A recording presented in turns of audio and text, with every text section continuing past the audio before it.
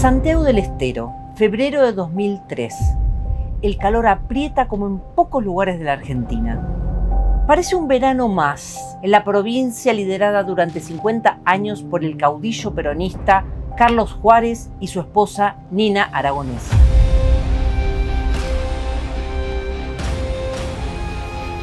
Por entonces los Juárez parecían eternos. Sin embargo, el crimen de dos jóvenes terminaría con su reinado.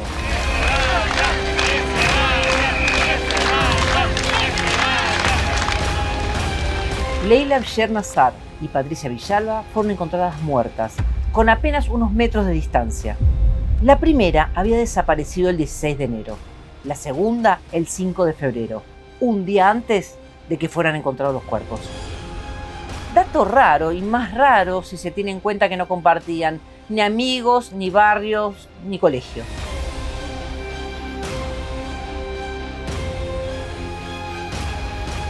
No se conocían y tenían vidas completamente diferentes. Por el caso, en el año 2008 fueron condenados 3 policías, el jefe de inteligencia de los Juárez, Antonio Musa Azar, y un carnicero, Patricio Yudgar, que supuestamente era la conexión entre Leila y Patricia.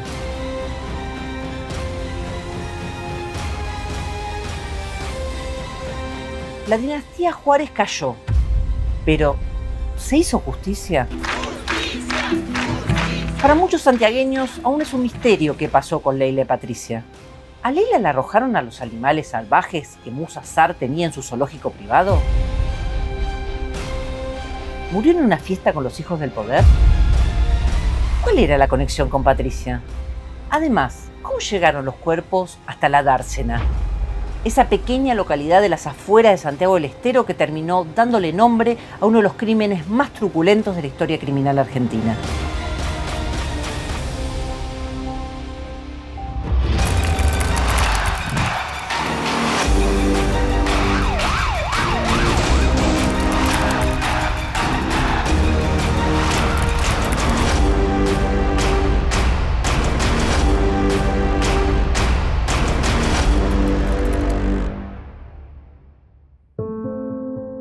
El caso del doble crimen de la Dársena tiene muchos puntos de contacto con la violación y asesinato de María Soledad Morales, ocurrida en Catamarca en 1990, caso del que ya hablamos en otro archivo Messi. Aunque entre uno y otro mediaron 13 años, ambos precipitaron el final de 2 dinastías políticas. En Catamarca cayeron los Sadi y en Santiago del Estero los Juárez.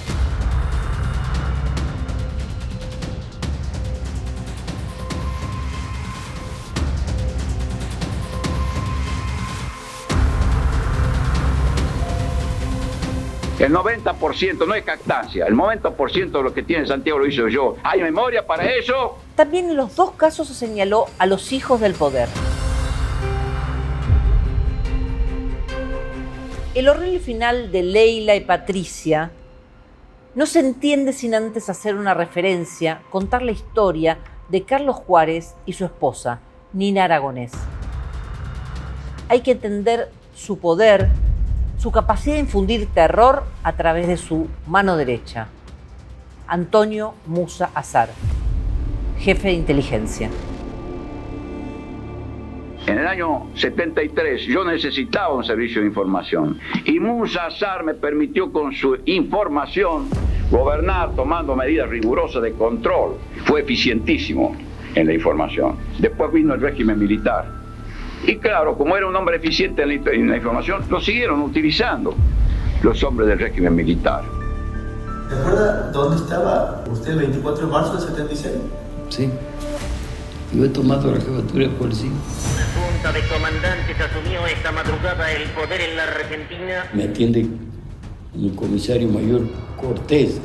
Le digo, no te resistas. Y hace dar golpe de Estado, se lo ha derrocado a la Isabel Perón. Hoy ninguno de los 3 está vivo para contestar preguntas. Carlos Juárez murió en julio de 2010 a los 93 años debido a una neumonía. Su esposa Nina lo sobrevivió más de una década. Murió el pasado 25 de julio de 2023. Murió en su casa. Tenía 96 años. Por su parte, Musa Azar Murió en septiembre de 2021, a los 85 años, tras sufrir una ACV. A la tumba se llevó la condena a prisión perpetua por el doble crimen de la dársena y otras 6 perpetuas más por las desapariciones, torturas y abusos sexuales cometidos durante la última dictadura militar, periodo en el que trabajó en la Dirección de Información Policial, la DIP, que no es otra cosa que el área de inteligencia de la policía santiagueña. Nacido en La Banda, Juárez fue gobernador por primera vez en 1949. El propio Juan Domingo Perón, por entonces presidente, fue a su asunción. En 1973 volvió a ganar, pero en el 76, tras el golpe, debió exiliarse en el exterior. Regresó al país sobre el fin de la dictadura y en 1983, en las elecciones, volvió a ganar.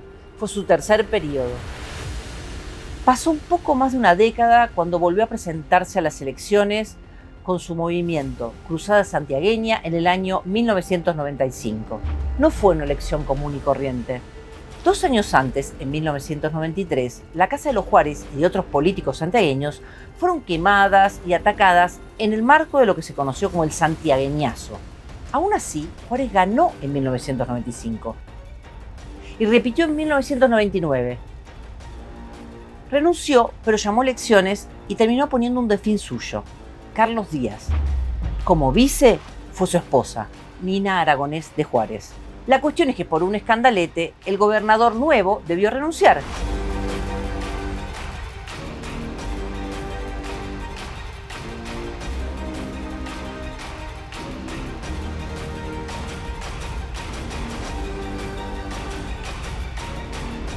Y Nina terminó como número 1 de la gobernación al mes. Ella, Nina, era la gobernadora cuando fue el doble crimen de la dársena, y Antonio Musa Azar era su hombre fuerte.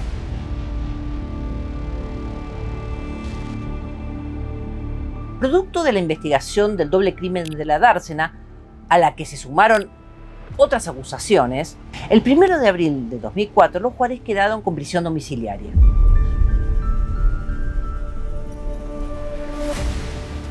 Además, la provincia fue intervenida por el gobierno nacional. Como interventor se nombró al ex fiscal Pablo Lanusse.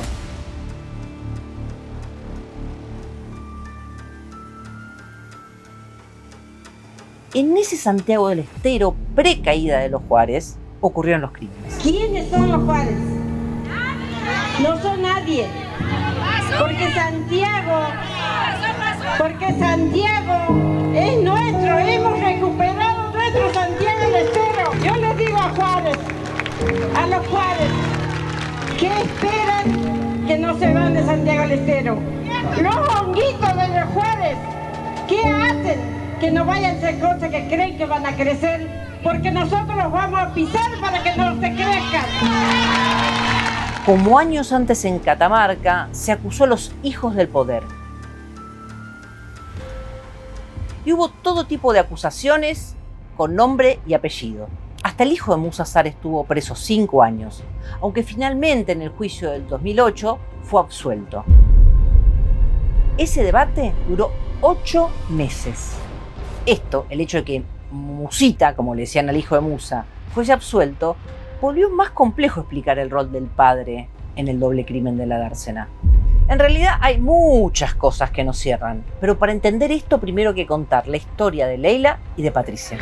Queremos justicia para nuestra hija. Justicia por Leila Bashir Nazar. Justicia. Leila Bashir Nazar tenía 22 años y había pasado por una infancia muy dura. A los 15 años su mamá intentó matarla a balazos.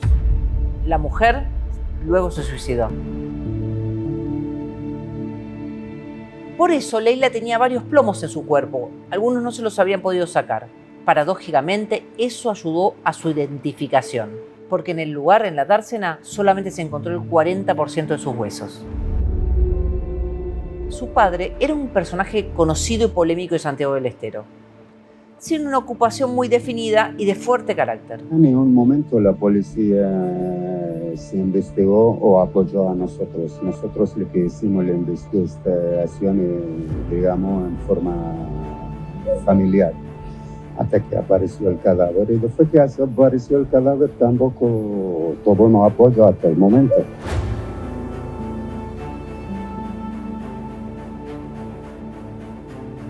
Sobre lo que le pasó a Leila hay varias hipótesis, pero la principal indica que la noche del 16 de enero del 2003 murió en el contexto de una fiesta de sexo y droga con gente poderosa.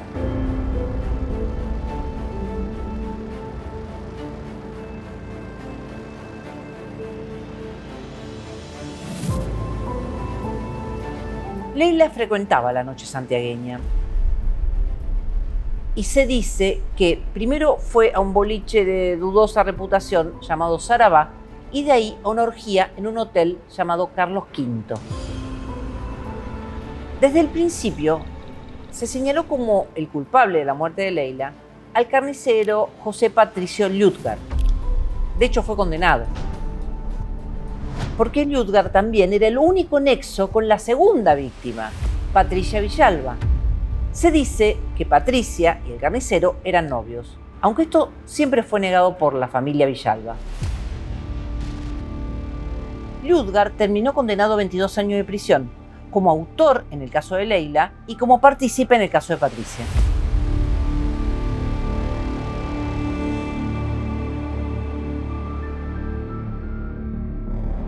Sobre cómo intentó ocultarse el cuerpo de Leila se dijo de todo.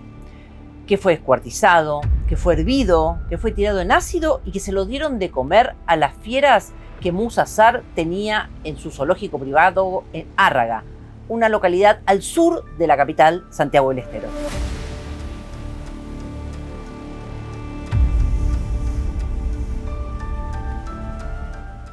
La versión del zoológico de Musa Azar es la que primó para la justicia.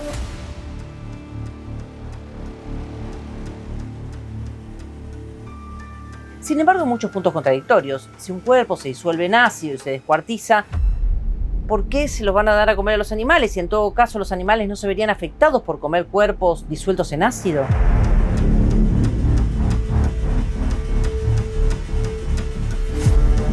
Aunque Musa fue condenado, la verdad es que con los años no quedó muy claro tampoco su rol.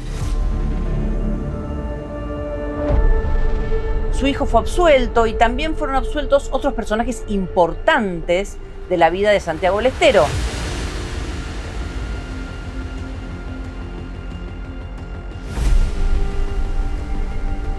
Entonces, un tipo tan importante como Musa, ¿por qué se habría involucrado en el encubrimiento de un doble crimen? ¡Bájate! ¿A dónde está ese basura? ¡Aquí está Villalba, le digo! ¿Qué basura? ¿Qué basura? ¡Basura! ¡Basura! Todas las reuniones tuve con vos, basura. Es una basura, sigue custodiando por las autoridades de la provincia. ¿Para qué lo cuidan a semejante genocida? Que lo entreguen al pueblo, que el pueblo sabe qué es lo que va a hacer con él. Una teoría dice que el encubrimiento se lo encargó el carnicero Ljutgard, pero no tenía estatura, no tenía estatus Ljutgard para contratar a Musa Azar.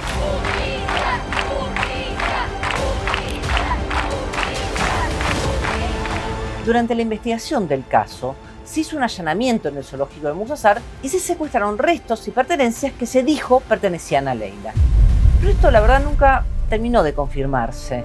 Y para la hermana de Patricia Villalba, que nosotros entrevistamos para este archivo Messi, lo que se encontró fue plantado. Han plantado pruebas, es decir, unos huesos de la Leila, porque cuando se encuentra el cuerpo de la Leila, se encuentra un 40% del esqueleto. Que los huesos que han encontrado estaban comidos o las marcas de los dientes de animales, no digo que no, porque ha estado tirado más de 20 días en la zona, porque la mancha del cuerpo estaba. Con mi marido nosotros hemos ido a la zona 45 días después de los hallazgos, la mancha estaba. Nosotros encontramos 3 huesos de las vértebras. Nosotros encontramos las sandalias de la Leila, así como que hubiesen tirado, estaban intactas las sandalias, o sea, estaban semienterradas pero intactas. Y cuando la presentaron en el juicio, no sé, no te puedo decir, es como si hubiesen dejado a la intemperie, le hubiese dado el agua, el sol, o sea, nada que ver lo que nosotros habíamos llevado. Por eso te digo, un manoseo, antes nunca había andado en temas judiciales, no me imaginé tanta corrupción junta.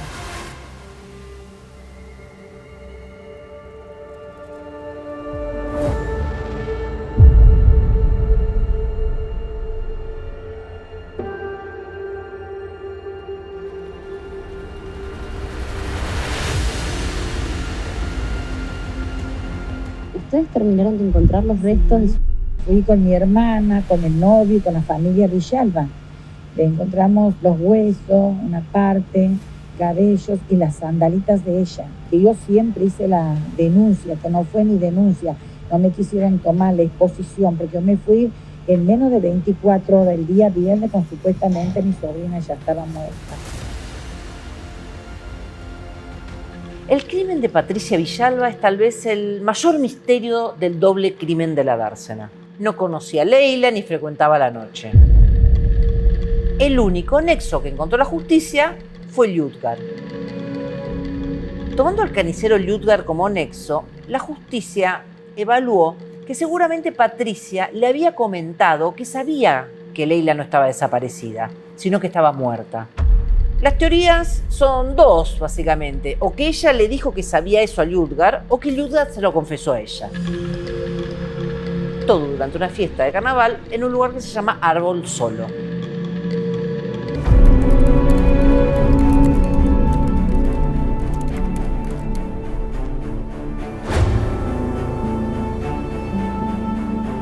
Sea de una o de otra manera, o de ninguna de las dos maneras, lo cierto es que el 5 de febrero Patricia Villalba fue secuestrada.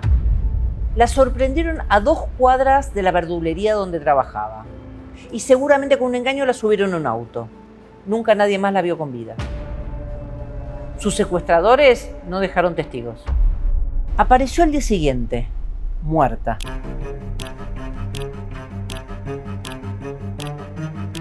Han visto que no era conveniente, han decidido silenciarla. Porque a Patricia la fueron a matar. A Patricia directamente la alzaron para matar. Porque Patricia, dado la hora que ella ha salido, y de acuerdo a lo que la autoridad decía, directamente la mandaron a matar. La habían torturado. Tenía quemaduras en el hombro y antebrazo derecho y 15 puntazos debajo del seno izquierdo. Estaba atada con el mismo cable con el que la habían estrangulado. Como tanta tortura, por eso sostengo de que mi hermana nunca supo por qué la mataron. Porque ningún ser humano hubiese aguantado horas de tortura, porque bueno, la autopsia decía que ella se la levantó, se calculaba tipo 12 de la noche, 12:30.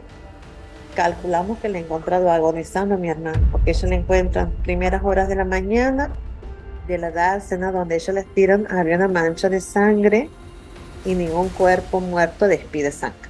Conociéndola a mi hermana, no hubiese aguantado tanto si ella hubiese sabido algo.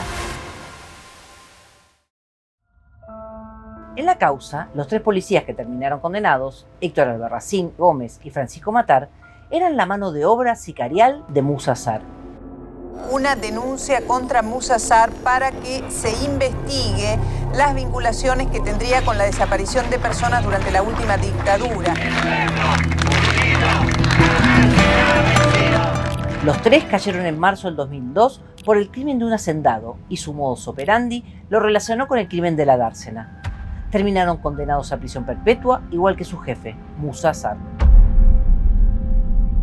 Para mí hubo justicia a medias. Los asesinos, o por lo menos las manos ejecutoras, están detenidas, pero para mí no ha quedado claro quién ha dado la orden, ni por qué han dado la orden de lo de mi hermano. Nunca hablaron y nunca se quiso investigar. Hicieron desaparecer muchas cosas. Mi hermana, por ejemplo, en el momento que la encuentran, sabíamos que debajo de sus uñas tenía restos de algo. Después la Universidad Católica dice que no había, que era tierra. Desaparecieron sábanas de llamadas telefónicas de gente involucrada, o sea, y tampoco con lo de Leila quedó nada claro porque nunca se encontraron los restos de los huesos que faltaban, no hubo intención de buscar la verdad y de buscar justicia. Leila, de 22 años, asesinada luego de ser sometida a vejaciones cuando los personajes cercanos al gobierno feudal de la provincia todavía respiraban arrogancia e impunidad. Unos días después, Patricia fue masacrada, tal vez porque sabía demasiado. 2 homicidios horrendos. Un juicio que terminó con 5 condenados y 8 absueltos. Un caso con detalles espeluznantes que nunca terminaron de ser confirmados. Ya pasaron 2 décadas del llamado doble crimen de la dársena. Sin embargo, los puntos oscuros son muchos y ya es imposible que sean resueltos. Lo que parece claro, más allá de los homicidios, es que Leila y Patricia lograron lo que parecía imposible. La caída de los Juárez. Parte de una tradición de caudillos argentinos que bien merecería un capítulo aparte en Archivos Messi.